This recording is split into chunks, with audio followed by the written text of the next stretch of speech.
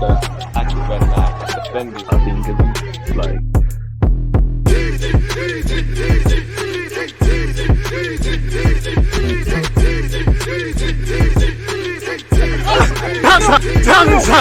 People deluded, I'm back again. Come on, Ian. Come on, Ian. Thank you very much for that. Apologies, people, the mic muted, but with an introduction like that, what more can I say? As I was trying to say, people deluded, I'm back again. Hope last week was great for you lot. Hope this week is even better. Hope you all had a fantastic weekend. Hope you and your loved ones are in good health, people. And, you know, with it being the end of the year, basically, let's keep pushing towards our goals, hopes, dreams, ambitions, and aspirations. As I always say, thank you very much for tuning back in. Please make sure you're checking out the YouTube playlist on my channel where we speak about all the transfer news, and undoubtedly there's going to be a lot of that because we're heading into January. Obviously, please make sure you've hit the like button. I can't imagine you haven't, but if you haven't, please make sure you're subscribed. I appreciate all the support. I'm very appreciative of what we've got on our platform. Make sure you're following on Twitch as well. All my socials are in the description of this video. So yeah, as I said, any opinions, comment them after the vid, comment them during the vid when it premieres and that. Let's get into the transfer news. Enough waffling and rambling, people. As I always say, apologies, the dream is free,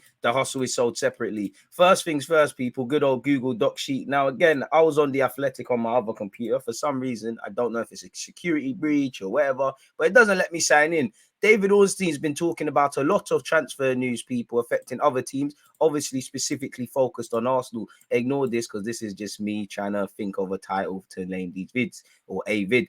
In relation to Mudryk, the Premier League paused for 6 weeks to make room for this Winter World Cup with Arsenal top of the table, leaving many keen to discover if the January window will be used to help maintain what is an unexpected title bid. Arsenal are prepared to do so if an opportunity arrives. The club deem right for the long term, with the Kroenke family, their American owners, wanting to back now sporting director Edu and manager Mikel Arteta.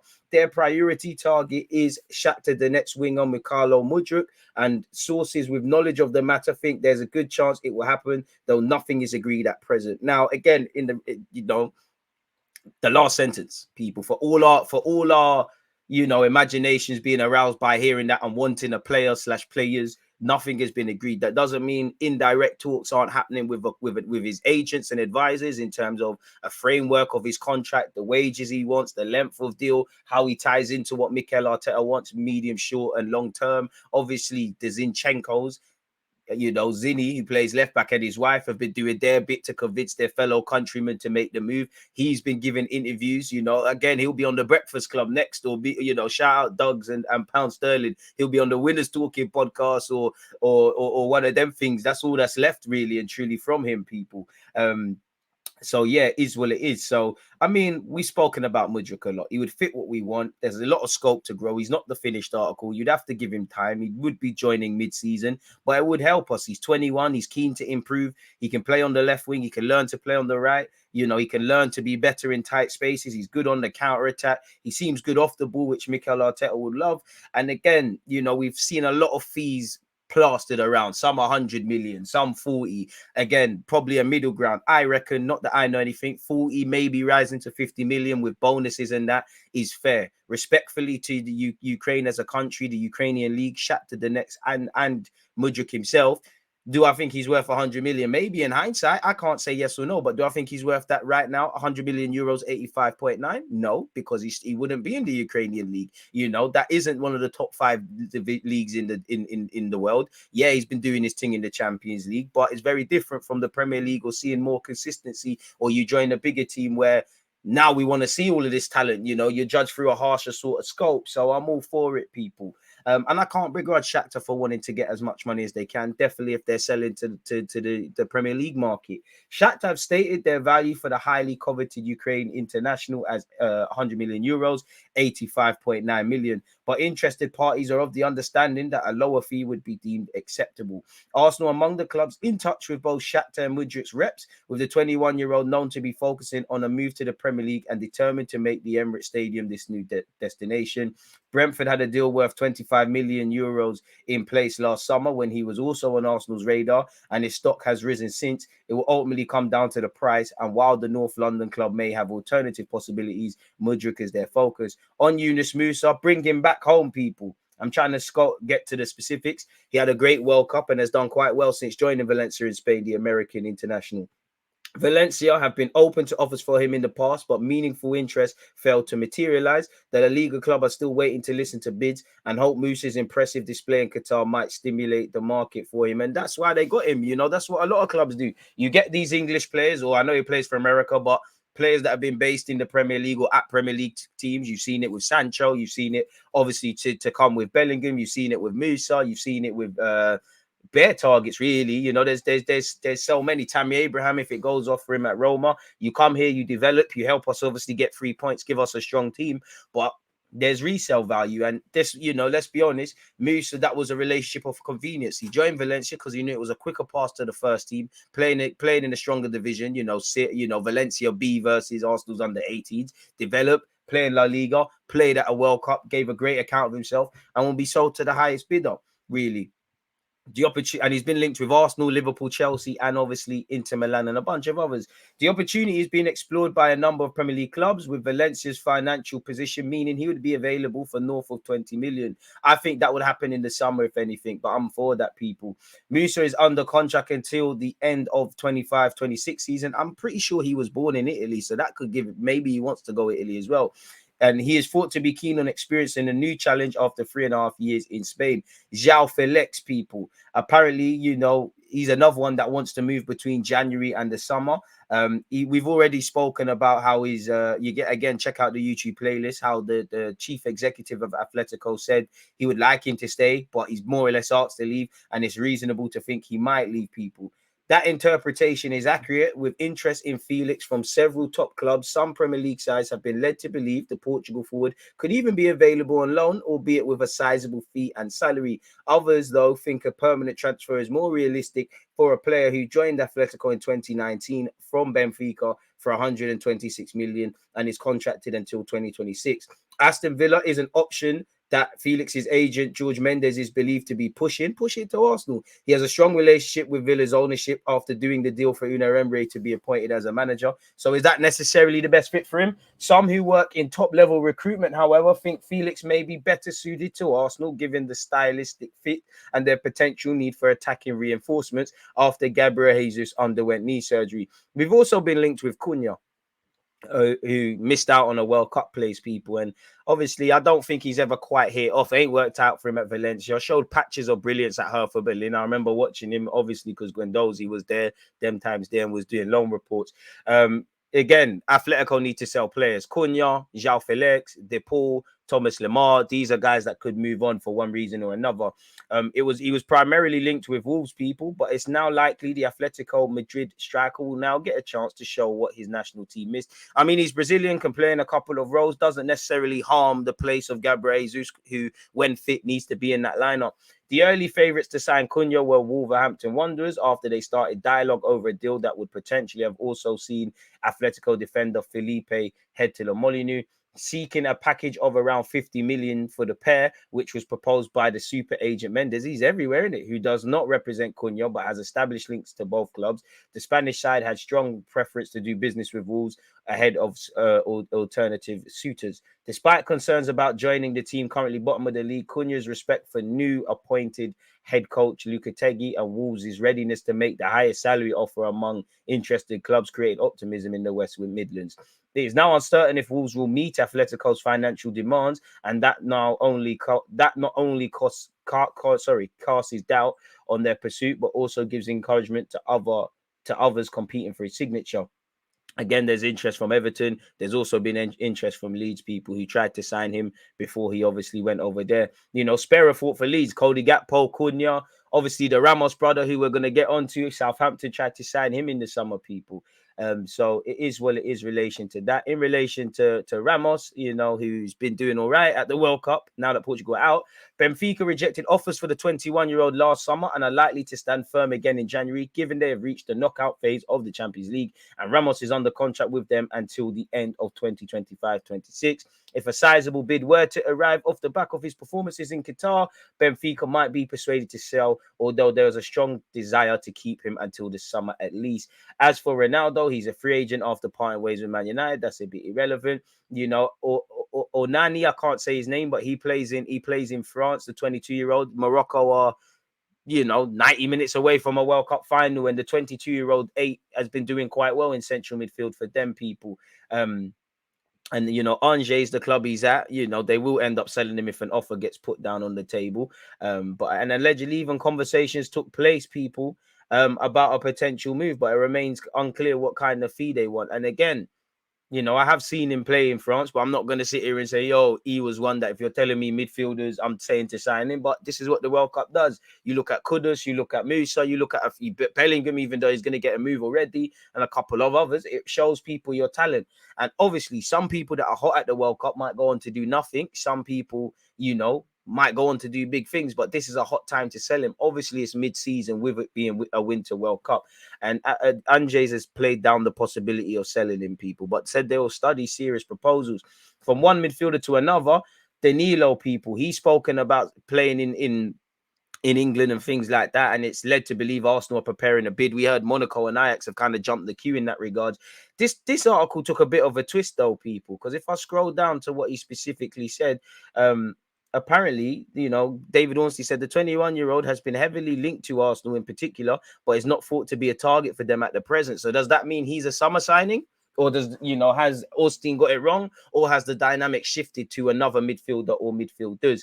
I don't know. But that's what The Athletic initially said, people, in that regard. In relation to Mohamed Kudus, he has a firm desire to leave Ajax in January. Teams from the Premier League, Bundesliga and Liga are watching closely. The Premier League is Kudus' first choice destination. And if it wasn't for whatever, he'd be an Everton player last summer.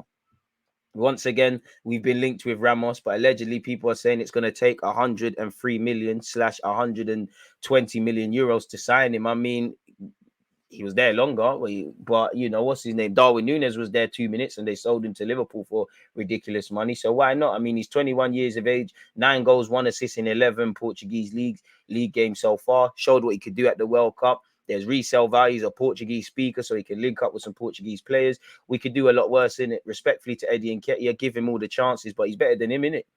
So why not? And as you can see here, Arsenal are reportedly keen to sign Cunha. So, Cunha, Ramos, Joao Felix, all these guys. But you got to remember, January in itself is a reactive market. And because nobody really wants to sell or buy because things would happen. It might be contracts running down, players wanting to leave, injuries forcing your hand. As you can see here, Ramos is a bit of an anomaly because that link has come because he's put himself in the shop window off the back of a World Cup. Felix wants to leave. Cunha, for whatever reason, Atletico want to get rid. Danilo, it seemed like January was the time Palmeiras would sell him. So you'd have to see what you're doing there, people. Arsenal are targeting a striker in the January transfer window, and the level of signing they are able to make should be known in the coming weeks, according to Dean Jones here. We've also previously been linked with Cody Gakpo and obviously Vlahovic, as well as everyone else. They were already looking for a wide forward, and now that next signing might just need to be more versatile. We should know within a couple of weeks exactly what level of frontman Arsenal are going to look for. Fair enough, people. It is what it is. In that regards, in that report, agent heading to England will speak to Newcastle about striker despite Arsenal contact. George Mendes is heading to England to speak with Aston Villa and Newcastle about Joao Felix, people, allegedly.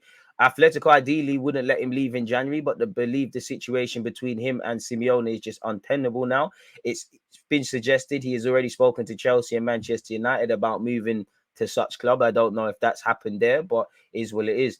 Arsenal should be in the Joao Felix race. I hope we are, man. We'd love Joao Felix, but who knows? Final sprint for Felix. Arsenal take the lead. 1 minute is PSG, then Aston Villa, then us, people. And once again, we know Mendes is going to England. We know Felix wants to leave. With Portugal being out of the World Cup, he can focus on his club future now. We're going to have to see. I'm trying to scroll specifically to where it talks about Arsenal. It's spoken about Man United here, and Ronaldo leaving open up a window. Chelsea, obviously, with their new owners. But there is more like Arsenal that seems to be taking the lead now that the Premier League is fighting again. And even Aston Villa, that, as Marca revealed, has him among its objectives with the arrival of Emery. And thanks to an economic potential, they almost wanted more.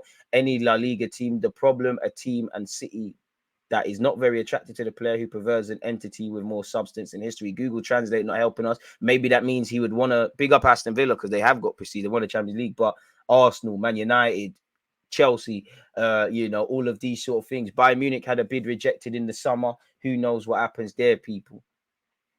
So we'll have to see, and that's one that's probably gonna. It's easier said than done, and probably one that's gonna go all summer. Arsenal determined to reach Mudryk deal after past Brentford agreement. This kind of just reiterates what's going on, really and truly. You know, so we'll have to see what's going on there. Just reiterating what was said. I mean, if Chelsea get Moukoko, I'll be upset, really. We need to get that one done. Arsenal take the lead in race to sign Joao Felix, says this report. Arsenal and Newcastle told they must pay 103 million to sign Ramos, says the club president. Specifically, have you got his own writing here? Let's see exactly what was said here. He fires, you know, Rui Costa fires warning to Manchester United and other Ramos suitors, people. And I mean, I can't begrudge him. He wants the top P's. I'm trying to see exactly what he said. We have the sole objective of having a winning season. No player will leave unless it's due to the clause, which at this moment is fundamental for the squad. What I can promise our supporters is what I did at the beginning of the year. This is a sporting project, not a financial one. Fortunately, we are not experiencing financial problems and we have no need to sell players. He has a release clause of 103 million. So that's me. That's him telling people in the summer, if you want to talk, we could talk. But if you want to take him mid-season and take someone where we're trying to have a winning season, we're in the knockouts of the Champions League, someone that's got 14 goals in 21 appearances, you need to make us an offer. We cannot refuse. Simple as that, people. So that just reiterates what we already saw here, people. Again, he's been likened to Podolski. I'm not too sure if that's the case, people. According to Dean Jones, Ramos could be in the sights of Arsenal.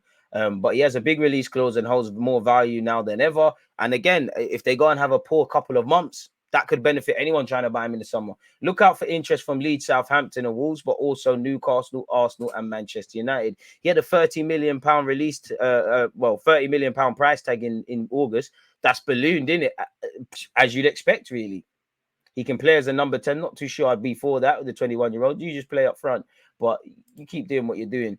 Apparently, maybe rumors of Arsenal getting Ivan Ndika are wide of the mark. Ivan Ndika has not yet decided his next club and could still accept Frankfurt's new deal instead of leaving for free to Arsenal, as reported by this publication. Blin so far have not received any information of Ndika agreeing to move to another club. So we'll probably have to hold fire and hold horses, people. Petit's been speaking of Pulisic to Arsenal. I mean, I'm not really for it, people. Oh, let's see what this is. Is this the articles you have to pay for? Some senior figures inside Arsenal are feeling increasingly optimistic about the potential signings of both Mykhaylo Mudryk and Youri Telemans. Allegedly, we've agreed personal terms for both players, people. With a January move to bring Mudryk to the Emirates looking increasingly likely, Telemans, meanwhile, is out of contract with Leicester in the summer and would be more likely to move to Arsenal on a free at that point, though it could open up the race to other clubs. Apparently, Court Offside understands Telemans agreed terms with Arsenal this summer, with the club not willing to pay up for the Belgium international at the time due to his likely availability as a free agent later on.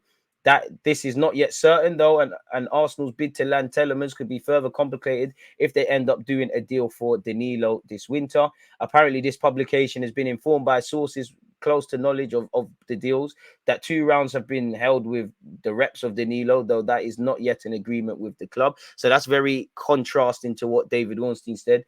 It's not yet clear at this stage if Arsenal would be prepared to sign both Danilo and Telemans in close succession, or if the Leicester midfielder might be put off linking up with Mikel Arteta if he feels the Danilo deal hinders his chance of being an automatic start. If he believes that, needs to stay at home. Mudryk, meanwhile, is understood to be keen on the move to North London, with the attacking player made another of Arsenal's priorities even before Gabriel Jesus' injury. So we'll have to see how that one there develops, people. Would love to sign Moukoko, people. Is quite good in FM. Once again, Arsenal have taken the lead for Joao Felix. So it all depends. Joao Felix, Telemans, Mudryk, this guy, that guy, and the third. The Shakhtar next director said, who wants to sign Mudryk has to pay a big amount of money, otherwise our president will not sell him. Jack Grealish was sold for more than 100 million, and Mudryk's level is not lower. Fair enough. Cap, but fair enough. Once again, people, we were linked with making a cut price bid for Memphis to pay in January as well. We covered that once again for the 55th time. Make sure you're checking out my Deluded playlists on my channel, people, so you can see the transfer news playlist, etc. We've been linked with Benassi. I can't lie. Joao Felix, Mudryk, Telemans, Benassi. Bloody hell, we might win the Tour de France at this point. Arsenal are the team in the Premier League most interested in Benassi. AC Milan is planning to give him a new deal of $4 million a season in the hopes to make the player stay and shows importance to the team. So again, anything that links us with reports out of Italy, pinch of salt settings, people. When the World Cup is over, I'll talk to Atletico, said Joao Felix 2 days ago, people. So we have to see. We have to see. Once again, if you didn't know, I'd love for him to continue, but for reasons that he does not deserve to go into, the relationship between the coach and him due to minutes played, the rope has broken allegedly as well, people. So yeah, everyone and their nan speaking about it. Bayern Munich torn apart in the fight. PSG and Manchester United are his main suitors. Apparently, you know, a third party has entered this list in recent days, and that's Mikel Arteta's Arsenal, people. We'll have to see what's going on in that regards. Arsenal now keen on 80 million Premier League player. Arteta called him phenomenal. I mean, Lee Connor, we read a lot of your articles. You do like to cap, but allegedly Arsenal still hold an interest in Wilfried Zaha, people. Allegedly. One thinks that Bolt's gone, but maybe a cut price deal. He can play up front, behind the striker, and up front. He's very much like Partey and Xhaka and El Nene in that they're 30 odd, where they're here for the present. He wouldn't also kill the pathway, if there is any, for the younger players. He is Premier League proven as well. So it all depends on the wages, the length of contract and stuff. I think the Zaha Bolt for Arsenal is gone, but you never know in this life, people. So read into that what you will. Arsenal consider move for Barcelona forward Ferran Torres as Mikel Arteta targets January replacement for injured Gabriel Jesus, people. Apparently, Barca are ready to sanction the sale just 12 months after signing him for 55 million. Allegedly, people. I mean, he can play as a false nine, and on the left and on the right, he has played in the Premier before. He is 22 years of age, and he would have a fellow Spaniard in Mikel Arteta, so I wouldn't be against it necessarily, but I don't believe the credibility on this, people. They're prepared to let Torres leave just a year into his 5-year deal. Xavi so far unimpressed with the club's return on their 46.3 million investment. Barca are convinced they'll be unable to recoup the entirety of their original fee that they paid City. Great work by City, with Torres claimed to be a number of potential exits. Allegedly, Hector Bellerin too. AC Milan and Tottenham are also people monitoring the situation as well. So we'll have to see, really. The dream is free, the hustle is sold separately. But a lot of these names entice Arsenal fans, and once again we've been linked with Pulisic. Apparently Newcastle are ready to make the move, people, and apparently Manchester United and Arsenal have been monitoring the situation. Chelsea would prefer to sell him outright, and it would start off around 40 million. I mean, Pulisic is a good player with untapped potential, but I'm not really for any of that, people. So yeah, we've been linked with Zaha, Ramos, João Felix, Mudryk, Telemans, Danilo, Zaha, if I haven't, probably more names, Ferran Torres, bare names, people. So yeah, please let me know your opinions, people. Which players would you want? Which players would you wouldn't? Do you think any of this is unrealistic? Make sure you smash the like button. Make sure you're checking out the playlist. Again, you lot make this platform for what it is. Lastly, but definitely not least, thank you very much for your support, your consistent support, and listening to what I had to say. So yeah, man, check out the playlist. Stay blessed, stay safe. Follow on Twitch. Don't forget, people, this will come out on Monday. Tuesday, Arsenal are playing against, I believe, AC Milan. I could be wrong. We'll be doing a watch along from 1 p.m. because Arsenal kick off at 2. This also World Cup setting. So yeah, tomorrow we've got Arsenal watch along 6:50 as well, because I'm pretty sure it's 7 p.m. World Cup kickoffs now. That will be on Tuesday and Wednesday. And anything else, people, watch alongs, normal content, Arsenal, general things. Make sure you're subscribing, following on Twitch, and the rest of it, people. Stay blessed, stay safe. Let me know your opinions. One love for tuning in. Always just that active defending. I think it's like